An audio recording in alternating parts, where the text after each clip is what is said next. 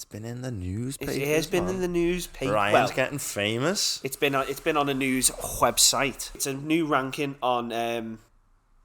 It's a global ranking on how countries limit the free expression of the people. Your Russias, your Chinas, yeah.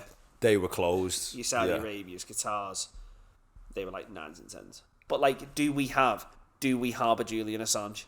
Yeah, like that's not a data column. Is Julian Assange in your country? Yes or no? Wow, UK is not. You've been dropped. Yeah. So.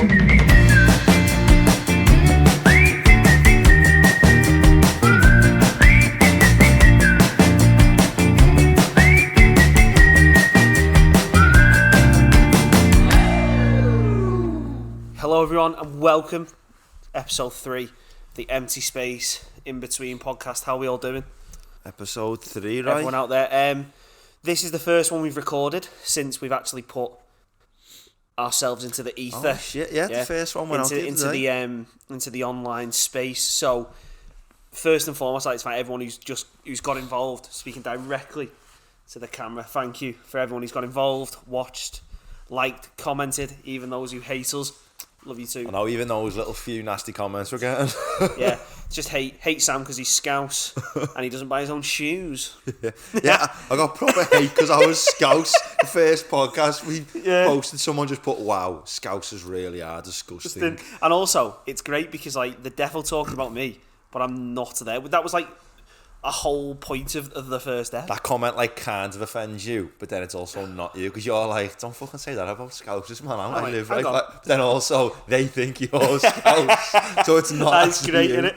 But yeah, so just a quick disclaimer: I am once again ill, so if I do have a cough, I'll try my best to. As we said in the first week, Ryan is slowly dying, as we all are, but he's just doing a little bit faster than everyone else. I'm doing a little bit faster than everyone else, eh? I'm not getting there before 40 rather than before 80. Not quick at most things, but dying. That's soft on the... I am first at dying. That's top on the agenda. But yeah, so... the one race you're going to win, man, is dying. Yes, I'm dead. Put that on the gravestone. One race he could win. Was dying. But yeah, so we've not seen you in a while. Not recorded in a couple of weeks because your car tyre blew up. Oh yeah, last week we were meant to record a podcast. Well, this podcast, but this podcast and come out the gym, man, early morning and that. You know, got to get that session in. And I drove back to ours. I was going home for it was only early in the morning. I was meeting Ryan in the afternoon, and as I got out of my car, I just heard. And I went like, what's that? You know what I mean? I like went to my door, let the dog out and that, and then I looked down and like the tyre just looked, it was like pancaking a little bit. You know, when like the edge starts to like flatten. And you just get the panic. Lads, and then I thought, no, and as I got close to it, it just went like, just like proper spewing air. Rang me dad like the tyres going down. He just went, "Do you want me to do them in work?" And I just went proper like, dad comment. What do you want me to do? And you start to realise how useless our generation is at like all those tasks. Like changing tyres, fixing a car, doing DIY, and like we are useless. I would never sure how to change a tyre. I would never know how to do it. Lads, every time my tyre goes, I ring me dad, lad. Yeah. I'm 26. I just turned 26 the other day as well. Oh yeah, happy birthday. Yeah, man. Happy birthday for Big Sam. But, it's insane how you're like 4 months younger than me, and yet you just look. I look older than you. Nice one, lads. Well, Ryan's just told me I look really old. Nice yeah, but you just do because you're just taller. That's how it works. Big, aren't I look. To be fair, I've had people say to me before when I was like 21, and someone told me I look 28. Well, like, I was an arse back then, but now, as I'm getting older, people are telling me I look old. You look 32. Yeah, I'm gutted. I'm like, shit. When you're 21, it's a fucking belter. When you look older. But my brother, lad, is weird. My older brother, Jack, he's like, I think he's 30 now. And, yeah, he's 31 this year. Yeah. And he looks 21. Lad, your brother does look young. He's got a baby He face, looks lad. like you, though, but he looks young, man. Yeah, he does look proper baby. And the pictures you've shown us me, like, you both look the same. But I look like the older brother. Yeah, and you both sound the same, which is dead weird. Well, but you and your kid look exactly the same. Everyone says this, but I don't see it. The other day, I was on a Zoom to Ryan, and he's got his camera on his little office area, and his kid comes in his Manchester United PJs, man, with his Man Pants. United top, and it looked He'll like love you for saying that. it looked like Ryan, and I was like, the fucking clones just coming, like the same height, the same build. Yeah, but they just had like a 10-minute convo while I sat there, man, just about something else. Just his head's battered. But yeah, other than that, then, how have you been? What have you been up to? Bad lad, as I say, it was my birthday, man. I was 26. Did you do much, or was it quite a quiet affair? As I say, I've knocked. I'm too old. 26 is too old to be acting 21, lads. No, it's not. It's the perfect age. I've had that kind of epiphany this January, lad. I'm like, I'm not. Yeah, I'm done with getting bladdered. You know what I mean? I'm like living. I went for a meal with me girlfriend. Had a few drinks, and then I'm done with getting bladdered. Got me a cake, lads, and I was adamant. I was like, I'm having one slice of this, and then that's it. And then every night over the weekend, just cake's amazing. Lad, every night after me tea, I had a slice, lad, until the cake's like gone now. Lad, well, you'll be dead soon. Don't matter. Well, you soon be gone. Yeah, soon be gone. Lad, my dad said that to me. No one's going to question about it. When I turned 26, you went, well, Sam, not long now. It's just like, fucking cheers, Dad. Yeah, nice one. How are you anyway, lads? Any news? I've heard you went on a little little excursion. So I've been quite busy since we last recorded. So me and a good friend of mine, friend of yours, I've known him for years. Give him a shout out, lad, who is it? Big Tyler Ward, man, give him a shout out. So me and him went down to Norwich, of all the places. That's like a 4.5 hour home of Alan Partridge, isn't it? Was that Norfolk? That's Norfolk, sorry. I was about to say, it's definitely not Norwich. Or is it Norfolk? But, that's one of them. Went down to watch the happy hour live podcast in Norwich. How was it? Lad, it was a laugh, Yeah. And just a quick disclaimer before we get going. Right, I thought Liverpool was had the nicest people in Norwich, man. Don't believe it. They're up the lad. You said Liverpool's got the nicest people? Liverpool? I think it's only proclaimed by Scousers though. Yeah, if you're not from Liverpool, you hate yeah, you hate us. You know what I mean? No, and they hate everyone. But people not we went down, everyone was lovely place. I couldn't believe it's a city, but it's dead quiet, it's dead quaint, it's weird. I was gonna say I didn't even know it was a city. Yeah, and you gotta have a cathedral or something to be a city. I think that used to be. It's not the thing anymore. They changed it, but mad. It's not what I expected at all. You had a big John Lewis next to a little cottage with a thatched roof. Yeah, type that's whenever I drive through countrysides, I didn't see those thatched roofs. I still can't get my head around how it doesn't get wet inside, lad. Yeah, it's it weird. Just looks like grass, lad, and I'm like, surely that's just if it rains, you're sitting in the damp. Yeah, you know it's just it's going it's not going to function well as a roof. Yeah. But yeah, so really nice, loved it. Went down there. The show was good. The show was really good. What was it? Just the podcast? Yeah, so they did it was a show that they planned. And just did live, so they went up and down the country. So it was the same show, kind of a rehearsed show. No, it was just a podcast. It was a podcast, but a live comedy event podcast type thing. It was. So we do comedians there as well? No. So it was just them, but it was a rehearsed show. They did a thing, and it was it was a bit more yeah. So instead of it being more of a podcast every time, so it wasn't they went around and did 20 podcasts. Yeah. It was the same show they did. But did they have a little podcast as well? Well, no, they did a thing at the end where it was confessions. Yeah. So people wrote in, and then they did live reactions to them on stage type thing. So that was quite cool. Did you write in? No, but Tyler fucking stitched me up. Why was it? Fucking So yeah, so I've not told Sam anything about this because he asked me about not. It. I've not heard nothing about it. I was I'll tell you on the pod. Right. So, bit of a law background. So, there's a story about Jack, mate, when he was younger. Was out in a nightclub, punched a fat kid. His own words, punched a fat kid. Tweeted on Twitter. He punched a fat kid? Punched a fat kid. They got into an argument. I'm paraphrasing here. Punched the kid. But he said something else then, lads. Yeah. So, punched him, got home, put on Twitter, just punched a fat cunt. Then the police nicked him the next day and they were like, have you punched this kid? Because he'd obviously reported him, and he went, no. And he went, well, you have, because you put this on Twitter. And he was like, shit, right. So there was this whole story. Got off, all done. Yeah. So in the confession, someone had wrote in as a laugh, I'm the fat cunt you punched on that night out. So everyone was like, no, he's here in the crowd. And then Jack, mate, on stage goes, if you're here, say who you are. I'm fucking Tyler. Right, so a little backstory about Tyler Ward, right, is he's the type of mate... He was not saying it was you. So he's the type of guy, right, who he acts, then thinks afterwards. Yeah, he's so funny. It either gets you into really hilarious situations, funny situations you'll never ever be in, or it gets you in trouble. So he just goes, so how everyone's looking round, he just goes, hey, over here! and fucking throws his head down. So, next thing you know, everyone turns around and looking at me. Because, like, the people next to us are obviously looking this way. So everyone knows where to skinny, look. So no, everyone's looking. So everyone's looking at me, and I'm like, oh, no.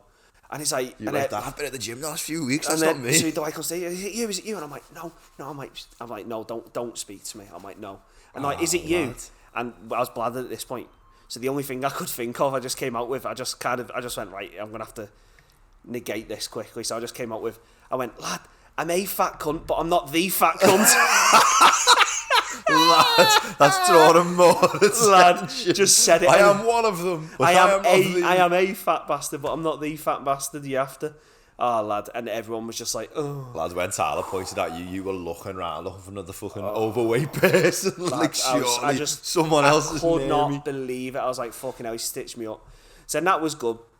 So we were on the beers all day in there. And then we went to a pub called The Murderers up there, which they talk about. The Murderers? So there's a pub called The Murderers? So it's apparently there's loads of murders around Norwich and they have them all. So it's like this massive pub, Is there huge. actually murders around Norwich? Like years ago, because it's been round, it's been down south. Where was Jack the Ripper from? For London, I think. It's not Norwich. Anyway. The history of murderers and mass killers isn't the best. Yeah, the same. So we went into this pub and it turns out there was a fucking after party. So Jack Mate's Happy Hour had an after party next door. So they booked out half the pub. But this pub's huge, by the way. So that half we were in late in the morning. Like we went to have a look and we were in this other side. So I'm sat on me. Like, so me and Wardy are sat there. We got speaking to this other couple from down London. So we're speaking to him for ages. And then they get off. And then Wardy's like, I'm going outside for a vape. And he's been gone fucking ages. And I've drank so I had that much of a pint kind of when he left. Oh, before we carry on with the story, shout out to the ship and mitre again. Thanks for having us. You've got to shout Ryan just forgot a shout out there, banging it mid-story. I'm doing a typical podcast. Ruining a good story with a sponsor. Not a sponsor, but you know what I mean. So go on then. Thanks for having us. Wardy went for a vape and then... Yeah, so I had about that much of a pint. Yeah. And I was sat there and I'd got down to kind of the bottom of a pint there and I was like... Yeah. He's not fucking chain smoking a vape there. So I texted him and I went, where are you? What's he been gone for 20 minutes? He'd been gone for ages and I was sat down my own, but you know when you're a bit pissed? You're just on your phone or just sitting there. You just kind of sit there just boom, just in your own zone. And I clocked, I was like, he's been gone ages. So I went, where are you? And he goes, you'll never guess. I go, what do you mean? You'll never guess. I'm like, just tell me where you are. Because I'm sat in on my own like a fucking loon. And he goes, like a fucking loser. Like a loser. And he goes, boom. He went, I'm in the after party. I went, what do you mean? Was it in the same pub, like? Yeah. But they'd walled it off. It was a private after party. Yeah. So he goes, boom, I'm in. I went, what? And he goes, don't worry, I'll get you in. So the bit of the bar where they'd walled it off is he went, come to there. And I went, there's no way this is happening because it was a walled off thing. Yeah. But it turns out it's walled off with like a like one of them like a sliding, wooden door thing. Oh, right. But he fucking turns out they hadn't shut it properly, so he opens it up a bit. So I just scam through. And we're just in. And you I was see Jack, mate? Yeah, we saw them all in there. But this isn't one of those stories. So that's where oh yeah, it's funny. So the way he gets in is he just walks through the front door. Tyler? Yeah. Just walks. And then one of the fella goes, because everyone had wristbands who was supposed to do it, and they went, where's your wristband? And he went, oh, it's in there, I'll get it now. They just let him in. So I pulled the same trick when I went through the door and they just didn't say nothing. But then that's why this story loses its coolness, right? Because are you onto YouTubers and people like Zach Aslop? Who sneak into Glasgow and that, and it's all cool and it's funny. This is not one of them stories. So me and him just sat at the bar. Just a couple of normies. Yeah, because we couldn't get a pint because we didn't have a wristband in the clock. So you just sat there with so we were stood there. So we had the 2 pints we came in with, stood at the bar just being like, we just got in the aftermath. Yeah. So then he goes off and I think he's talking to people in there. I don't know what he's doing. And I'm just stood there with a pint on my own, trying not to look at people because they're going to he's obviously not Tyler from and here. sneak a drink, man. If you knew Tyler, anything like that, he just uses the talk, the gift of the gab, don't he? He'd talk us right into anywhere. So then I go to the toilet and I walk out and a guy off the podcast. a guy off the toilet. One of them guys. Can I use your toilet, mate? So he was waiting outside, and one of the guys off the podcast, Alfie, his name Alfie Indra. So I walk out the toilet. I'm like, oh, you're alright, mate. But I can't fucking play on that I know him off the it's a big thing. So I'm like, you're alright. And then this is where I think it all starts going downhill. is I get lost coming out the toilet, but there's only one way to go. The other way is like the fire exit. Yeah. So I go, "You all right, mate?" And in a fluster, I just go that way. You were like all flustered And I after walk seeing him. towards the fucking fire door, and he's like, "It's the wrong way, mate." And I'm like, "Oh, here we go." I was like, "Oh, sorry, lad." Fucking run back in, just run to me pint at the fucking bar. I just feel like, "Oh, they don't get us." So then in the end, we're just in there. We go outside for another vape. Because it's like, right, let's go outside. Then in the end, they fucking clock. That's a home in on Tyler's addiction there. He couldn't be in there for half an hour without leaving. And then they clock us. And then when we go outside, they clocked that we weren't supposed to be in there, and we tried to get back in, and they were like, "Where are your wristbands?" and that. That was it then. Yeah. Isn't that mad though? Like, if you're trying to get in somewhere or anything Just like be that, confident, lad, being confident with it. And like just going for it, like sometimes it doesn't work, but as soon as you hesitate and look like you're not meant supposed to be there, like people know you're not what gave meant us to away, be I think, there. was the fact we were stood at the bar with no drinking. with a bit like half a pint, just looking fucking. I should have said something. Can you get me a drink, sheepish. please? Yeah, but it just looks beggy, doesn't it? It does, I suppose. Like when you're like 60 and you go to town. Yeah. Illegal. But like, so there's a story about drink. that. But so we snuck in to Jack Mate's after party and stood at the bar like weirdos, and got off. But I was just going to say, it's like when you're a kid and you go to town like 17, you're like a year off being able to go to town actually, and like if you walk towards a club or something looking dead like, you know, sketchy, straight away they're like, where's your idea, how old are you? But if you just walk up as if you're meant to be there, a lot of the time you just go bang and you're in. Yeah, lad, I just couldn't believe it how he just walked in and he just texted me, "I'm inside." That is a worthy story. Of all the people to get in there, of course it was you. Yeah, that is But a anyway, worthy story, man. I thought I'd say that because obviously we can clip that up for the YouTube. So this episode is basically based on another piece of work that I've done. It's been put out again into the ether. It's been in the newspaper. It has been in the newspaper. Ryan's getting famous. It's been on a news website. What's that? You use the web. Family Guy. Stewie, our family. There we go. Family Guy. So this is going to be based on the new piece of work put out by the Index on Censorship, and it's a new index called the Index, or the Index Squared. I was so confused when I went on the website. They've called it the Index. It says Index twice, and it's I was crazy, just like, isn't it? fuck, yeah. Anyway, we didn't get to name it. So it's a new ranking on it's a global ranking on how countries limit the free expression of the people. So how much they censor their population. And what is like roughly, what is a general definition for censorship? Would you say, like, is it like the sort of, you know, an institution or like sort of a governing body inhibiting artists, journalists, scientists? So it's kind of how the government steps in and limits what people can say and what people can read and what people can absorb through different means.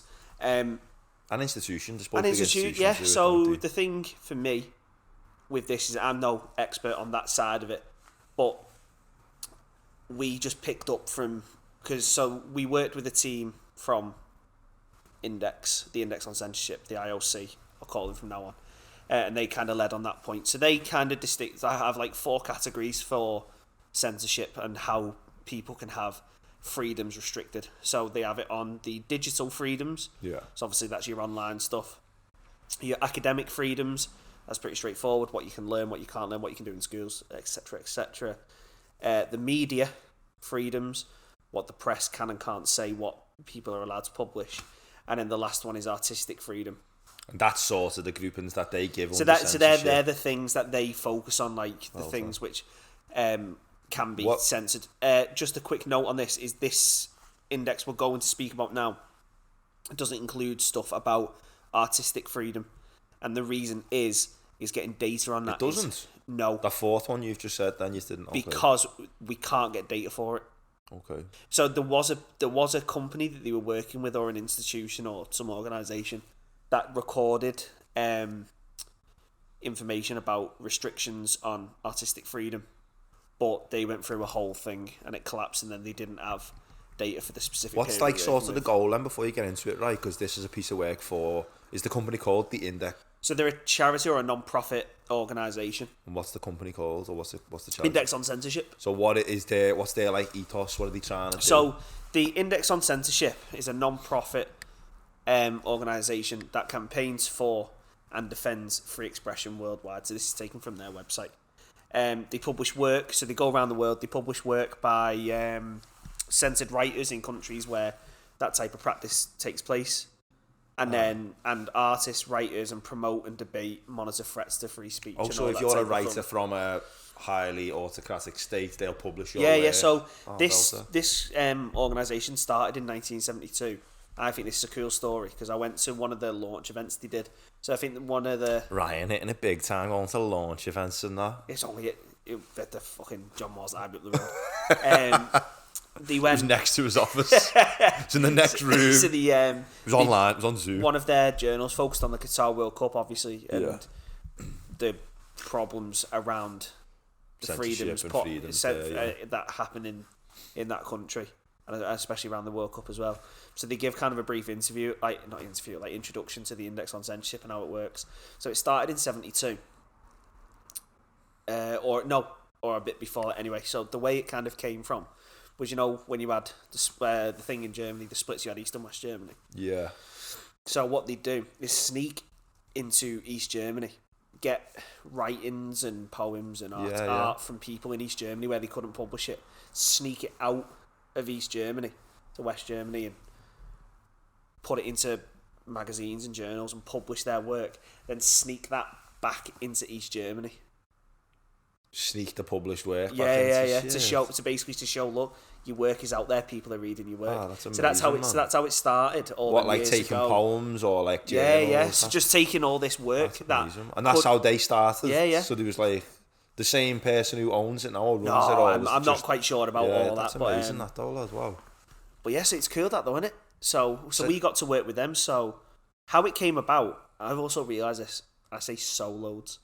So who's asked? As I say thingio. Thingio. I go, thingio. Why? I say, you know what I mean? Like all the time. I always say, you know what I mean. Do you know what I mean, lad? So tell us how you come to work with this organisation. So how I came to work on it was actually a bit of a fluke. So there was another PhD student, Mark Peroni. Mark Pepperoni. Actually, before we carry on with the story, congratulations, Dr. Mark Pepperoni. Oh yeah, he got his PhD, didn't he? Yeah. Dr. Mark Pepperoni. Dr. Mark Pepperoni. Yes, you saying that. Dr. Mark Peroni. We're fucking horrible. Dr. Mark Peroni, he passed his Viva the other day. Yeah, all them 3 and a bit years hard work finally paid off. And he smashed his Viva as well, by all accounts. So we'll give him a shout out there. Shout out, Mark. Congrats, well done, congrats, Dr. Mark Peroni. Yeah, have a Peroni on us. Yeah, don't have a Pepperoni. He's defo not heard that one before. Mark Pepperoni. No, have a Peroni on us. No, he's not. He's heard Mark Pepperoni a lot. Oh, got to have. Yeah, It's like Brian that might be like getting into like his childhood trauma a little bit. Anyway, so he was like lined up to do this contract. So it was a 3-month contract that Index had come with money to John Moores through a guy in the journalism department. So they'd wanted to build this index, what they called the global ranking, for ages. So they'd gone to an organisation we'll get onto in a bit who housed lots of the data we've used, and they basically came back and went, get data people. Yeah. To essentially say what they wanted to do, they wanted to do it from like the journalism aspects and stuff, and then they basically came back to paraphrase a long email, get data people. So through the John Moores link, Steve, who we work with, the journalist, John Moores, that's where my supervisor's man and Sandra got involved, and then they wanted to hire I think it was a data science assistant, or whatever the title was. And they'd lined Mark up for it originally because it was basically when his funding had run out to carry on. However, he went and got a job. Didn't have time.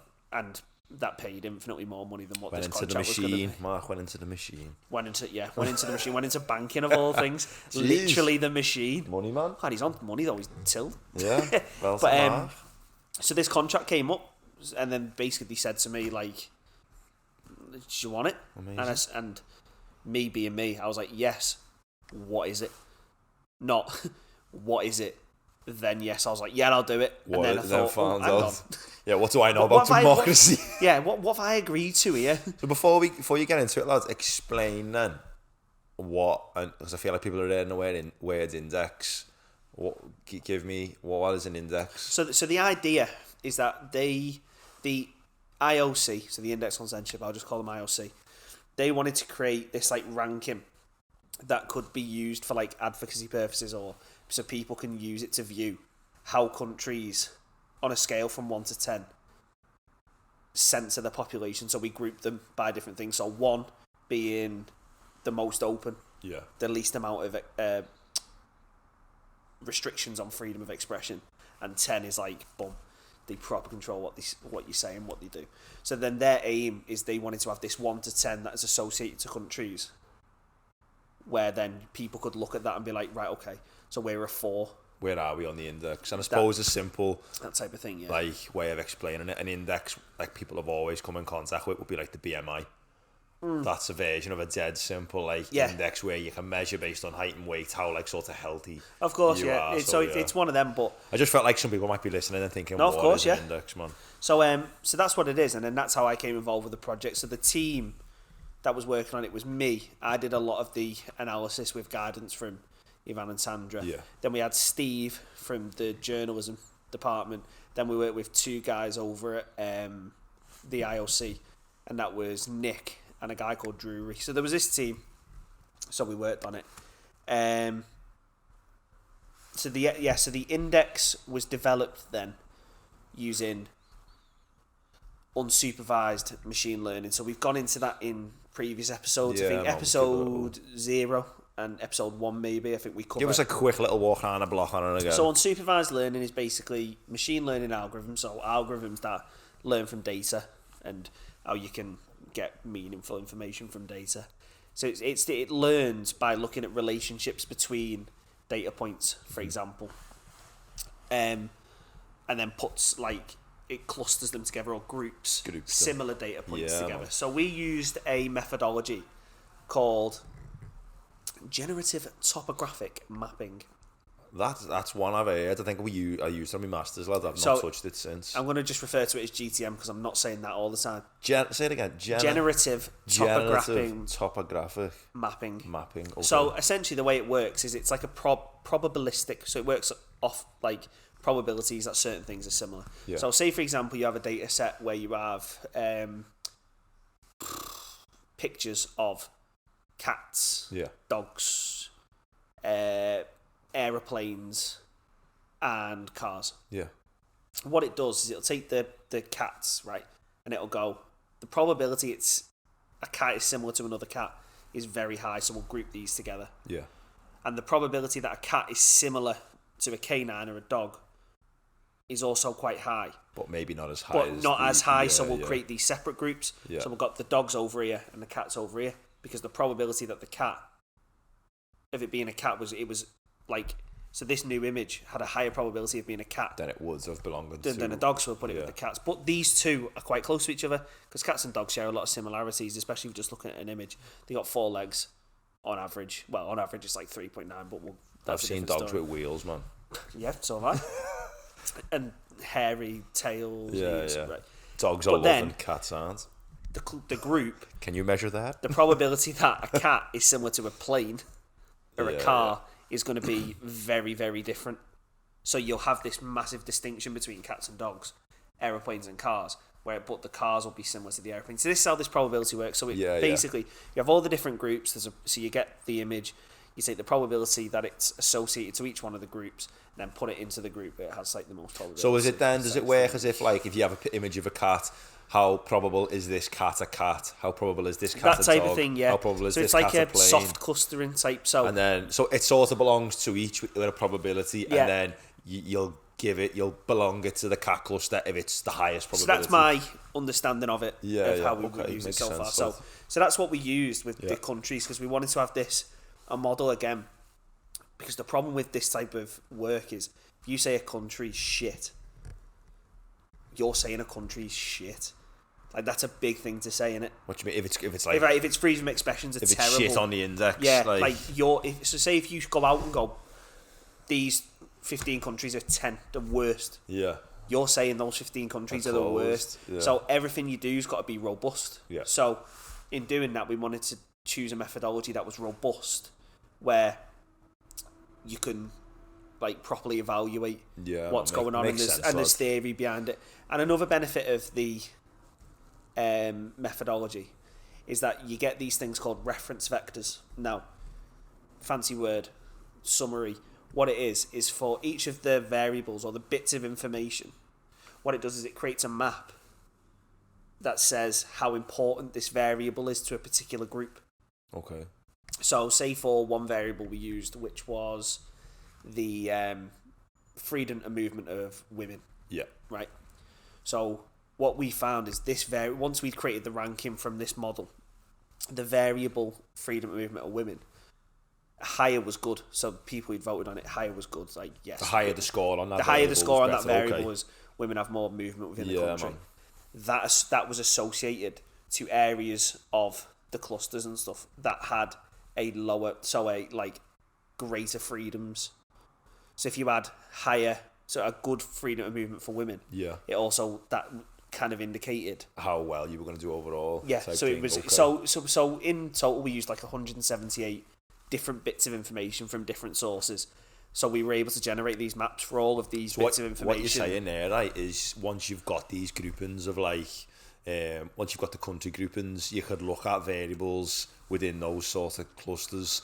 And so what was you trying to say then, like freedom of movements of women would sort of characterize a cluster? That was one of the most important variables. So that one not cluster. As such, because there was kind of this like gradient effect. Yeah. But ones that could characterize a cluster is we had a variable that was number of journalists killed. That's what I mean, like sort of like the importance of a variable to a cluster. But that one did characterise clusters because it was very centralised. Okay. So you'd see like one cluster, like Russia was one. Yeah. And that was like dead low. What was that, the freedom of... No, number of journalists killed or abducted and stuff like that. So there was the type of data we used was... Where'd you get data on, like, number of journalists killed? Like, I would imagine, like, in a lot of places, I mean, it's quite obvious, for example, if a British journalist goes to...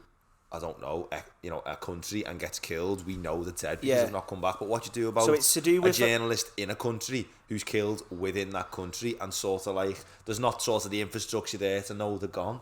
It's to do with... I mean? How do you get... Obviously the numbers aren't perfect, there'll be people who've died. No, of course, yeah. So it's to do... I think we get some of it from the US. I can't remember off the top of my head the name of the organisation, so I'm not going to say one just because... I thought I'd wrote it down. That's a big job for that charity, though, getting all this information. Of course, yeah. So that again, there'll be a link to the websites for these in the description on the video if you watch on YouTube, in the description on Spotify, where you can go and we give a better rundown of where we get this from. So we take little bits of information from smaller places, but the majority of our information comes from... So remember I mentioned an organisation earlier which told Index to go and find data people. Yeah. So that's where we get most of our data from. And that's taken from a place called the Varieties of Democracy, or VDEM.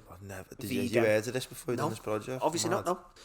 So they're collecting data on sort of how free a place is. Like, they do a lot of so of the 178 variables we used, 171 come from VDEM. They basically built they're the data's from them pretty much. And it's all open source, so anyone can go online and look at that. We can link it so people can go to it and see the data sets. Or you can download it, it's dead easy.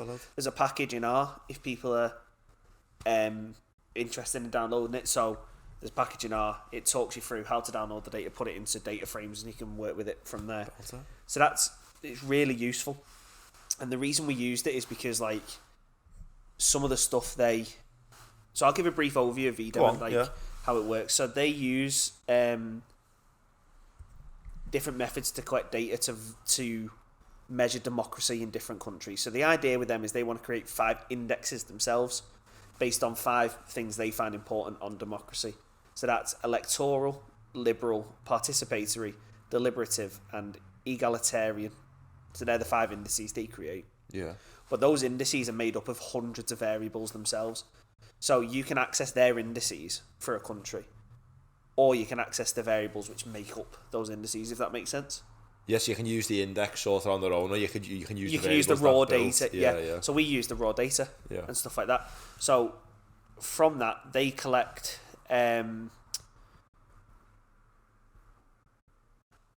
information from surveys that they send out to like 3,700 country experts around the globe. So for each one of those indices, they try to have 5 people in every country who is an expert in that particular area. So for each country, they have 25 bits of information. Yeah. That's their aim. How does someone become a country expert? So mainly they are, again, a lot of this is taken from the VDEM website because I want to make sure I'm getting this information correct. Yeah. Hence why I'm kind of... Yeah, Ryan's got everything wrong at the end of this podcast. Not just shit he's going to get from the actual organisation commenting. Get shit from VDEM, get shit from Index on Censorship, get shit from everyone. They got it all wrong.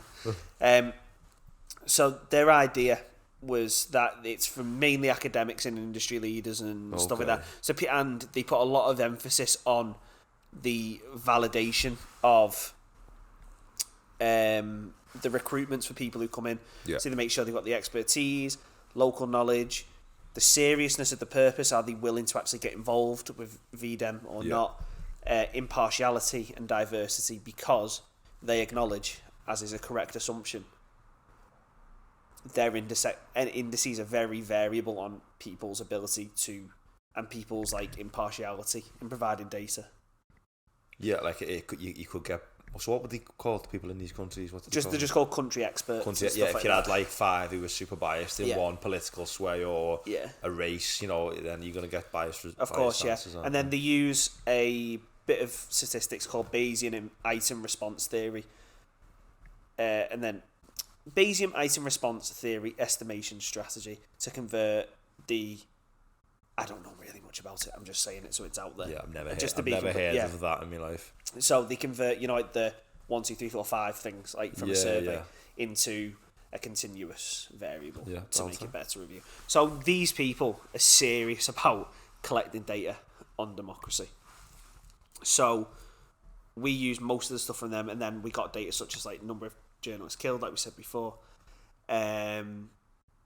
Other indices from other places which rank countries on different measures, also related to censorship. Put it all in a big melting pot to make this map and these clusters based on all this information. To make this group from 1 to 10 for each country. So that type of thing.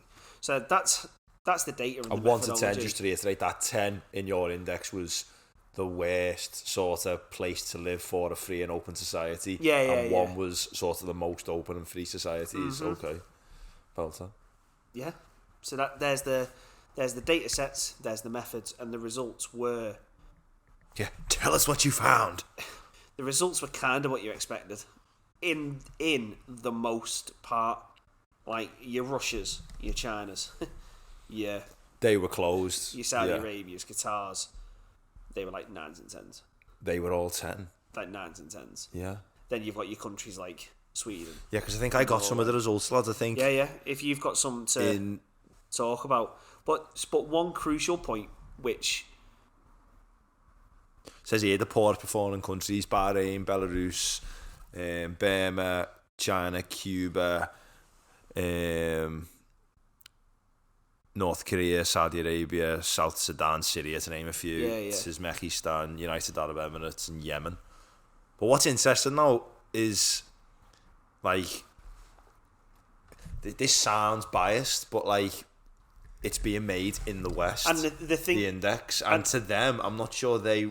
And the thing is, the thing is, again, we're relying on data collected by other people.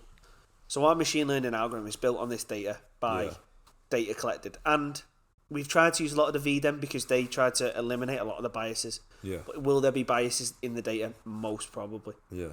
But is the data biased? No. So, I can't say yes or no, but like, have we, me myself, implemented any biases? You don't think so? Yeah. So we left the data selection to the people over at the IOC. So of all the VDEM, so you didn't select what data. No, so they were literally conduits to creating the model. So we basically said to the experts in the field, what variables. So we didn't give them the values of the variables, what the variables were for each of the countries. We said, which of this massive list would you say is like a key point for measuring censorship or freedom of expression within a country? and we got this massive list back. Yeah. We put it into a model. And what is another good point is the model doesn't know what a country is. Yeah, the model's got no clue, has it? Yeah.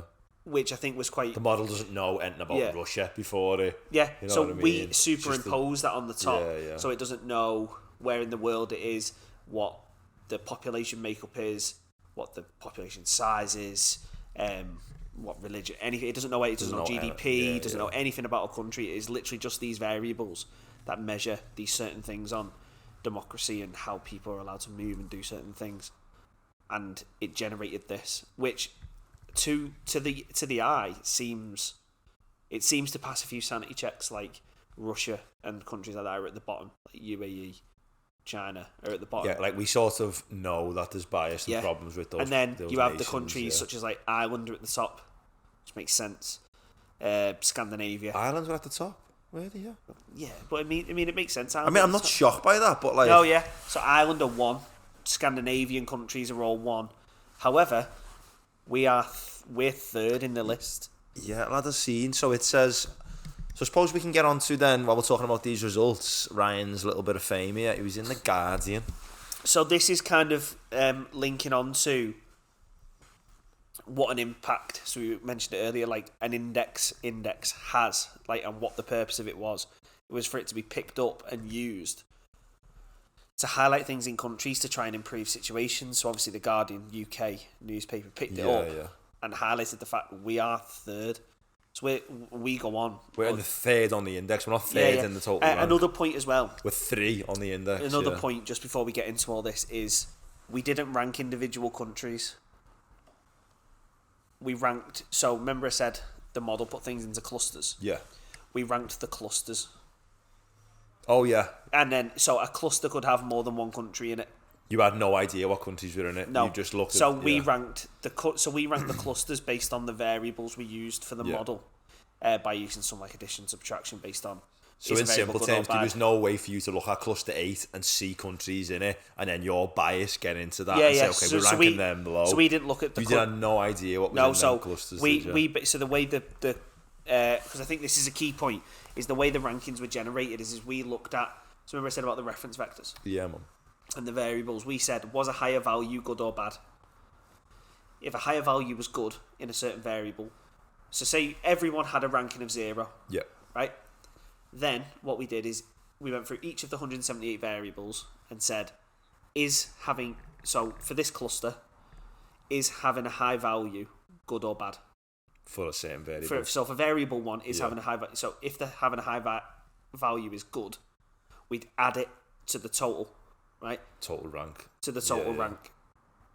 If having a high value was bad, we'd subtract it from the total rank. So say everyone starts at 0. Yeah. We'd then... So this was, again... And you went through each variable doing this? Yeah. And again, that was done. So this went through several people to make sure it was biased. So, for an example there, if you started off with... was the UK as a whole, was it? Or was it? Yeah. So if you're the UK, if it was like freedom of movement of women, Wow, look how much this couch is popping up. Sorry. Sinking into the middle. Just proper destroying the couch.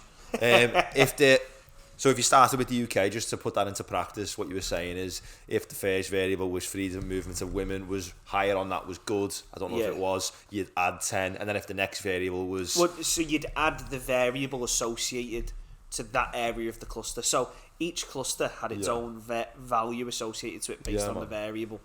So if it was higher and that was good, we'd add it. Yeah. We'd add that to your total, because obviously we want to promote more of that. Yeah. And if it was negative, we'd subtract it from your total. So if the higher number of journalists killed, we'd take that away. Type thing. So obviously it's all normalised between 0 and 1 type thing. Yeah. So if your value is higher in that, we'd take it away. So after we'd added and subtracted all the good and bad variables, that is what gave the rankings per cluster. But I suppose the argument from countries who've scored low on this would be, well, there's your bias there, because who decides what's a good and bad variable? And to us, it seems obvious, like, okay, the number of people killed, that is obviously bad. But then there's the stuff in the middle. No, of course. There's going to be variables where you're like, who decides if this is good? So and if you're in a place like the UK or in the West, you'd find that most people probably agree on a whole range of things, but maybe in a different country, they agree on a whole different set of values. So then their big criticism would be, well, we've scored low, but in our opinion, those variables that you've said of bad, and then as a result subtracted from our total rank, we think they're good. And I agree. It's just like a clash of culture. I agree there, with the debates where the biases comes in, but then there's 2 points there. Is that we did our very best. So what we did is we went to the VDM data set and had a look at the rankings themselves. So the rankings, in terms of the survey, not rankings, sorry, the survey response between 1 and 5, you can kind of get an indication of whether they were indicating it was a bad or wrong thing from there. And then 2 from the country experts. Yeah, that's belter. Okay. And then 2, a lot of countries who ranked lower down also have the death penalty for gay people. Yeah. So of course. So it's like, I don't see the UK is definitely nowhere near the top of this list on fucking ethereal fucking top out, we're the best. Yeah. But do you know, something like, a country's take on gay rights that's so crystal clear for me. I suppose it is those variables in the middle, who decides if that's good or bad. I don't know what that variable is. I haven't seen them. But then as you say, this is where it gets hard, because a country, a different I'm trying country to think from their point of view as well. They'd look at it as if that's good in my opinion, because it's just a different culture. Different cultures will value different things in certain ways. Yeah. But we tried to do it from is this bad? Yeah.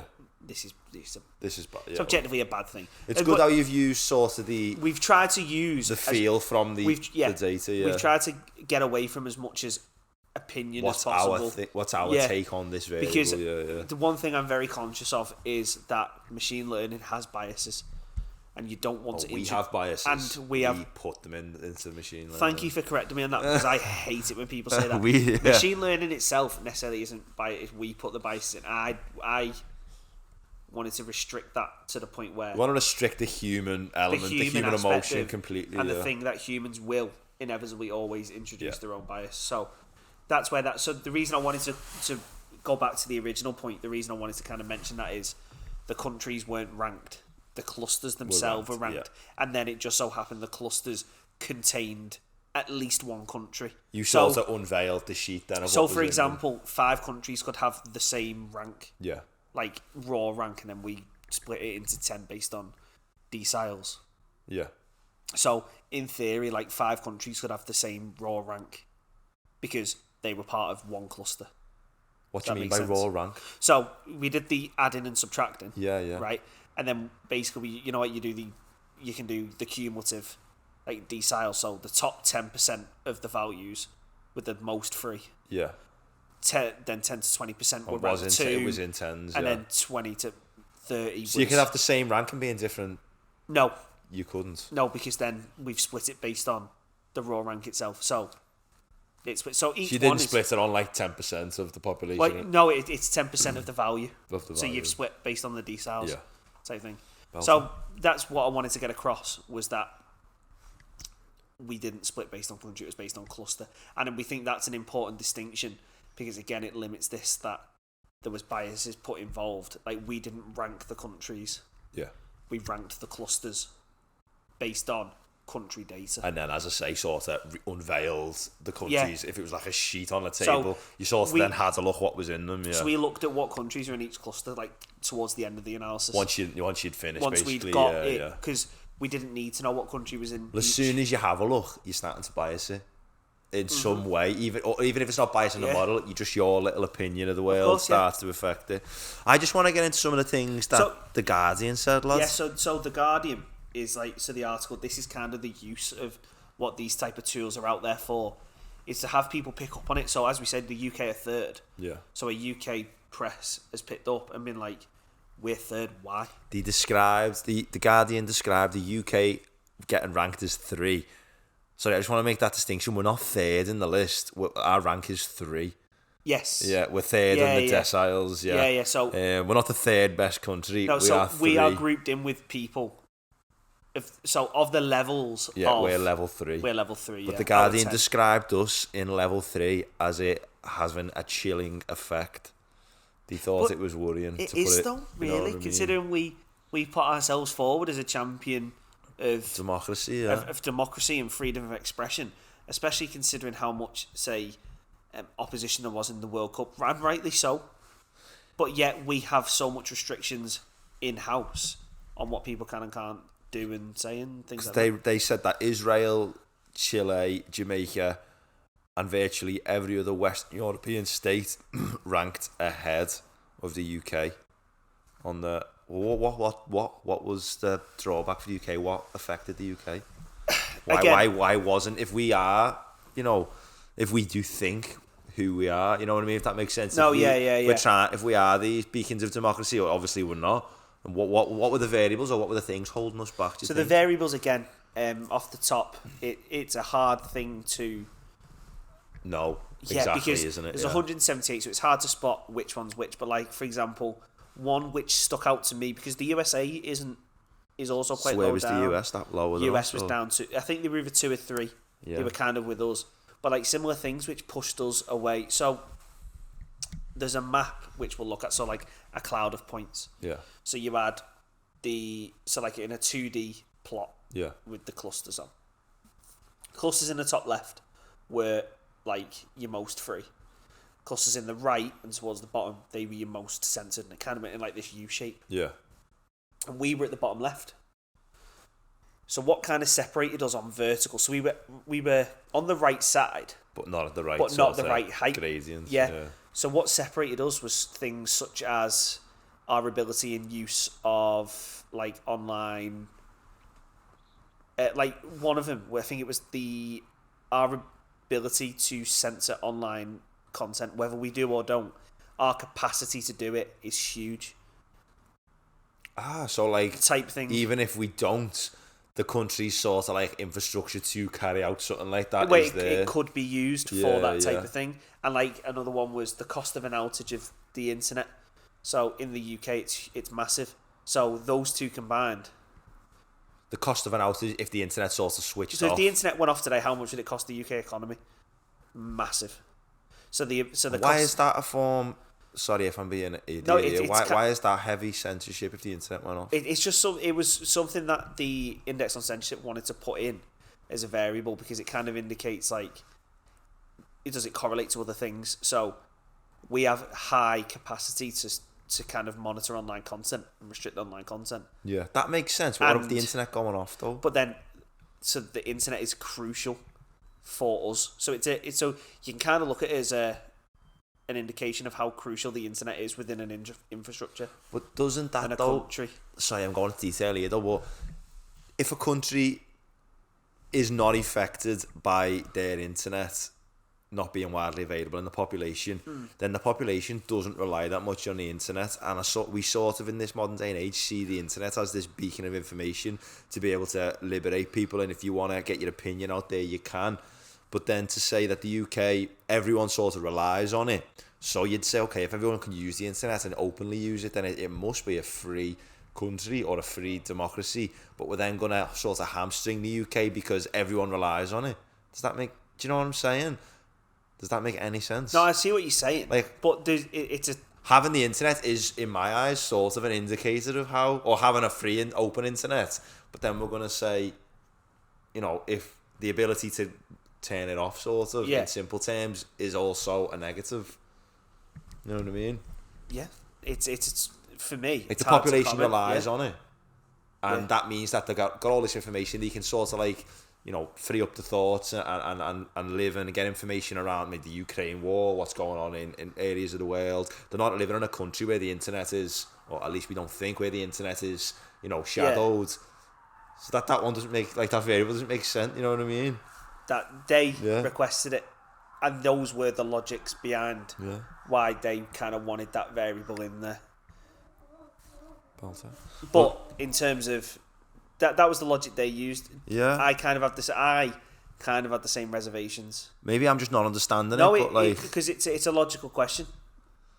It was just they requested it. I'm not saying it wouldn't affect everyone if it went off. No, so But the fact I that think everyone's so reliant on it is almost an indicator of how free we are. No, so well, or is it? I don't know. You so know what I mean? Playing devil's advocate here. Is it one of those variables that's highly correlated with other things? For example, again, we don't know it. I'd have to look. But like, for example, is it an indicator that people rely on the internet? But then also, if other variables you score high in restriction of online access. Yeah.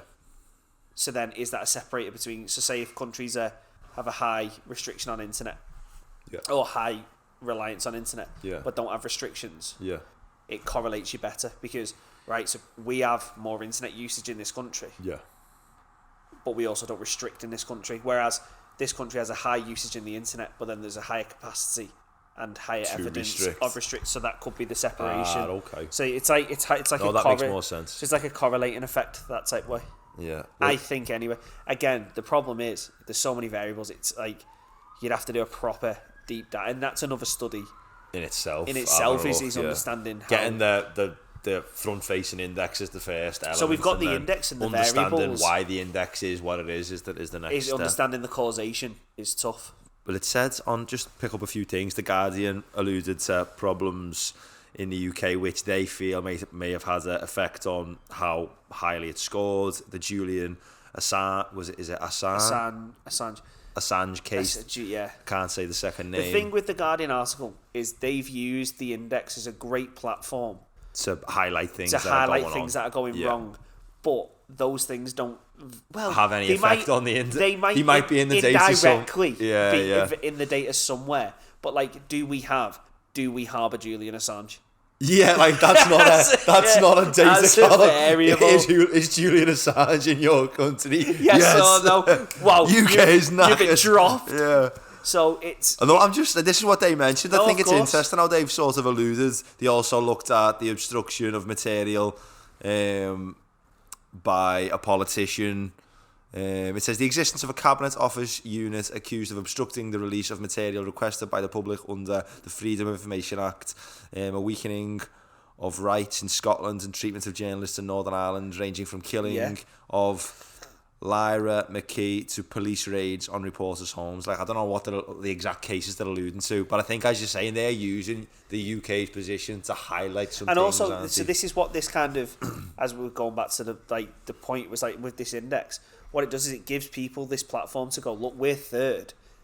Why? And look at all these other things that are like, so this is third. Why? Well, is it this? Is it this? Is it this? Is it? And then if your country has a lot of, is it this? Yeah. Well, then that's a problem, maybe innit? It is this? Then maybe, then maybe you've got something to look because if you were third and you were like, the fuck, this is the best place ever. Yeah, like if you did a ranking, right, and you were genuine, you came out 8th. Yeah. And you looked at it and you went, yeah, but like, where half sound? You'd go, right, there's something weird. But like, no, you wouldn't, because you'd be ideologically nuts. Well, yeah. But like, but then the UK is third, and then everyone knows there's issues. Yeah. So that's what it's great for, because it highlights what. It highlights issues in a country, but then that's where this type of stuff is useful, and it highlighted to me as well the another thing we wanted to talk about, because I didn't know this was like a field or a thing in itself until I did this project. Is data journalism, which that Guardian article is a perfect example of, where you have these journalists that base their whole story. So it's like data science with a narrative. It's fucking brilliant. I went to it, and it's so obvious and logical. No, lads, as soon as you did this project, I didn't directly sort of think like, oh, it's data journalism, which is what it is, but I didn't think of it as that. I just thought it was Ryan's doing this cool project on censorship. But I went to this careers thing about a year ago, and like ex-PhD students sort of come in and told us what they'd been doing since they finished. And there was a person at that event who was working for the Telegraph as a data journalist, and they were every other day getting a little data set. It wasn't much data, it was just enough to sort of create a narrative, and then their job was creating some graphics, creating sort of a story, and then writing up the sort of report on, for example, I don't know, they might have a bit of data on how well Chester Racecourse is selling over the last 2 years, or is the correlation between the horses, that, and everything would be then about sort of the analysis. But I suppose my point was, hasn't journalism always been data journalism? I think it has, but Do you know what I mean? The advent of not the advent. Capacity to collect and store advent, data. And not even that, the ability to process data quickly. Yeah. And the amount of data you can process. Like, when you look at what you can do now with a laptop. 1,000 images, 1,000,000 images, yeah. Million images, bits of data you can take, spreadsheets, hundreds of gigabytes in size. Yeah. And just... Because let's find some relationships in this data. So it's tell the capacity story. to have the amount of data we've got, isn't it? And then, as you say, data is being made at an exponentially increasing rate, the amount of data generated. And companies are seeing this thing as the amount of data is power type thing. Yeah. I mean, we want to get in a further episode about how people collect data and use it to manipulate certain situations. So why not journalism? Why not try to find... Because if you're doing something wrong, or if there's a story, with the amount of data being put out into the world you might now, be able to prove it's true or not. Not even so much prove it's true, but you can definitely spot something's there. Yeah. You can't hide from it anymore. No, I know what you mean. With the amount of data that's being pushed into the world, and how good these new algorithms are, and the amount of computing power people have access to in a laptop. Yeah. Well, it's very difficult now the to index, hide. 20 years ago, you could say, I think that this country is an autocratic state, the one we're living in. You just think that, though. There's no real way of measuring it. You just sort of, you live in there, you know, or maybe you visit it and you're thinking, this is a horrible country, you know, it's got, you know, problems with rights for women and, you know, gay people, and there's no way of actually evidencing it, you know. But now, an index or collecting data on it, you can go, we've done our best to mitigate bias, we've done our best to create these models, and we've got evidence that this is a closed country. Or no, actually, it's not a closed country. Yeah, as you say, like, we've used data from a source which does its best to push forward, and it has things for removing bias, reliability of data. We've gone through several layers of measuring the data. We've used models which look at data on its own without input from users, and we've created this you create the story from the results, not the other way around. Do you know what I mean? So like, the results drove the story, not the other way around. So it's like, that's the beauty of this type of work, is like, you can't deny the results because the model found something in the data without human input. Yeah, you can argue possibly the sort of where the data's from, or like how it was collected, but the actual construction of the model and when it was performed. But I suppose my point is around data journalism is it is like a mad whole new world now, where journalists do have so much access to. You almost need a new skill set to be able to be a journalist. Because I'm pretty sure now, when I was at that launch event for the IOC, I think we talked to her, if I remember correctly, Steve introduced us to a teacher who does the masters or final years of the journalism course, and we were speaking to an actual journalist, and they were saying they have stats courses. That's like stats modules. Journalism to me is writing. Yeah. And they're amazing writers, and they can tell a narrative, they can story something out. I'm sure they can still do that, but they need this whole new arm of... It's crazy though, like how... What they can do. Like, as you say, being exposed to these different areas is like, what we can do is so applicable elsewhere. Yeah. Where I just thought, right, I'm going to be sat in a room just doing my obscure research. Once I was on a maths degree, I thought I was proper plastered to an office for the rest yourself of my because life. you're doing a maths degree. Yeah. But it's so applicable elsewhere. Yeah. And I think that was a good one for me. And we found a couple of examples online, actually, of some data journalism applied to censorship. Yeah, we didn't we? So the first one, it was an article in Wired. We'll link it again in the video in the description. That's Ryan's job. That is my job. And it was basically talking about how a machine learning model trained on two different data sets they used test words and C. So they used models that looked at how words were associated with other words based on like a body of text. And the word democracy was one of the test words, and it was linked to, in one of the data sets, was linked to like control and stability. Not control, like stability and prosperousness, stuff like that. Yeah. What are the actual words here? This the Wired article? Yeah, right? so represented close to democracy, whereas in one data set, democracy was related closer to words such as chaos. And this was based on 2 data sets. One of them was Wikipedia, but translated into Chinese, which is banned in China, or isn't, but is always off and on. Like, it gets banned, then it's banned, unbanned, then banned, right? And then you have another website. I'm going to butcher this name. Like, Bayadu, Bayaku. I'm just going to call it BB for now, because I'm not saying that all the time. So that's like a government written thing that is accessible within China.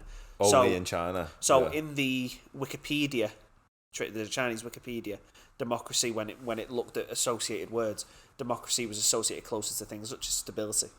And in BB, democracy was associated closer to chaos. So it shows how the government having an impact.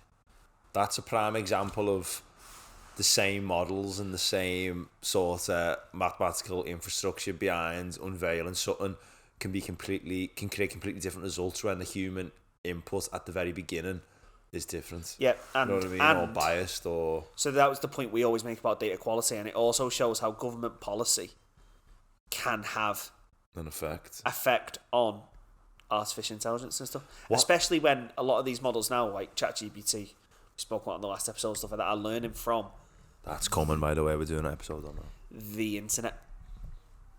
Yeah. Do you know what I mean? So it's like, so if government policies can affect things, does that will affect evidently the internet? And I suppose the worry then, right, is if like that's just one word and you've got from 2 different data sets basically 2 completely different connotations to that word. And I suppose the worry is if you've got a population, no matter where it is, getting controlled through sort of like the data that a government's controlling and their sort of like algorithms and models that they use to search the web always associate the word democracy with chaos over a generation of people. That's imprinted in them. Democracy is now the bad. They can't get that out of their heads. Yeah. Even, and the opposite for whoever was with the other data set, democracy is always associated with stability. And it's so important to make sure that like we get these things right as far as not having human bias. Obviously, in that case, it's a government control. Human bias is in an effect impossible, but it's about having enough balance on each side to make an informed opinion. Yeah. Whereas if you have these government censored things, it limits the ability to do that and creates the negative environments which you see associated to those type of things. There were issues with that study. Well, some people said there was issues, but there was a comment on the bottom where there were issues. But I think the issues themselves don't take away from the fact that what the point we're trying to make. The point you're trying to make is that this type of thing can affect certain things, and that this links into kind of an article I found where I think there are a lot of issues with the article just from me personally reading about it, where it's to do with YouTube demonetization. So my issue with the paper was that they equate YouTube demonetization to censorship, and there is a link, but do I think it's the same thing? No, but to go roundabout way, how ads now, advertisers, they kind of dictate what gets paid on the platform, and then dictates what gets played or paid. Or what content gets money. Okay. What is able to generate money. If advertisers kind of all bunch up and say we don't like this content, that content now no longer gets monetized. Okay. But this is where I disagree. It's censorship because you can still make the content, it just doesn't get monetized. But then you have the whole thing: is it censorship because then is non-monetized stuff going to get pushed the same as monetized stuff? Who knows?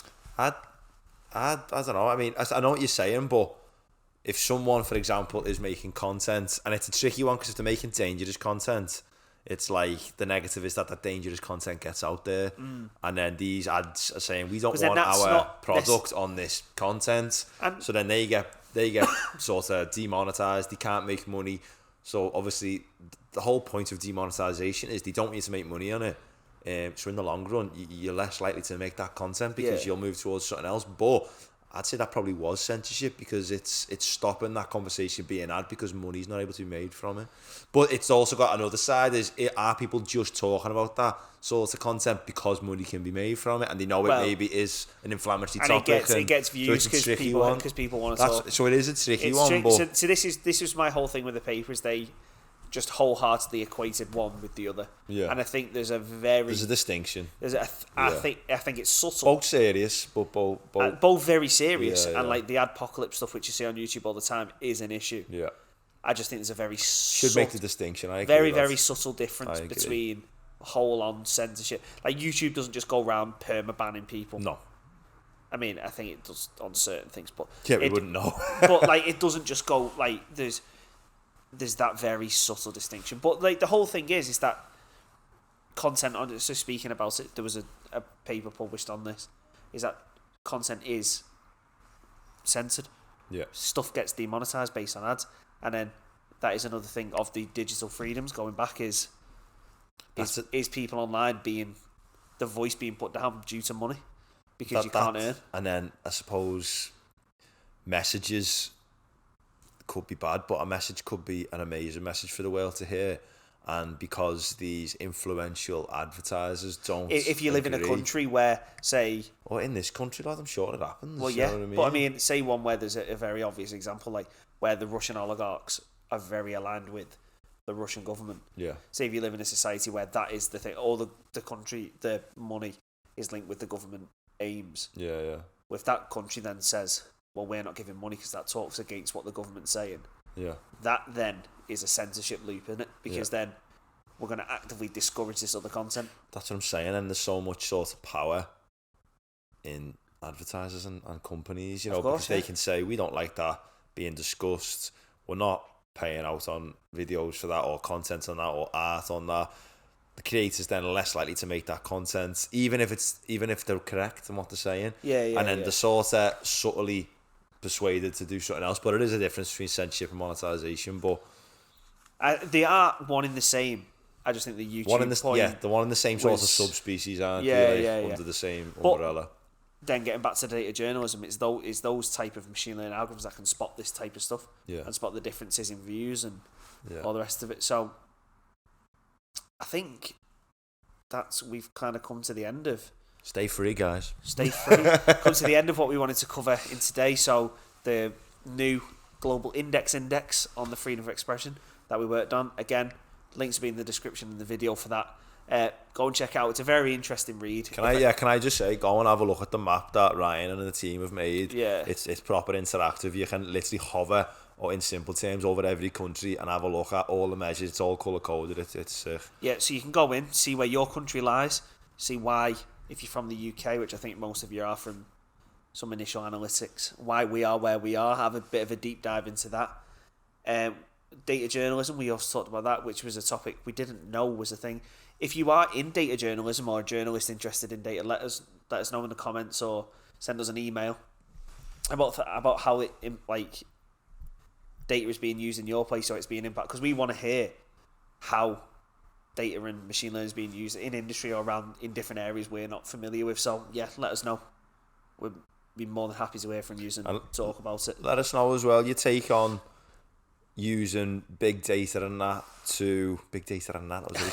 using big data machine learning to sort of unveil more things around censorship, and you know, what's your take on where this data is from, you know, how can we use big data to unveil problems in society, not just in other people's societies but in ours as well. Let us know your opinions on how this should be done. Should there be frameworks, especially on something so sensitive such as freedom of expression, freedom of speech, how this works? Should there be guidelines? Should there not be guidelines? How does it work? Let us know your opinions. We love to hear it, good or bad. It's a discussion. It's what academia is about. Make sure to follow us on socials. We've got YouTube now, YouTube, Spotify, Twitter, TikTok, Instagram. That's where we're pretty active on all of them. And we're coming soon to Apple Pod. Apple Pod, yeah. We're looking into how to get us on. So if you've got a sexy iPhone, we'll be on it soon. If you've got a horrible iPhone, Ryan hates Apple. He's just jealous because he can't afford one, can you? Looking at my Mac here, just gutted. I couldn't think of anything worse. And on that note, peace out, and we'll see you in the next episode. See you in the next one. See you later. Ta-ra.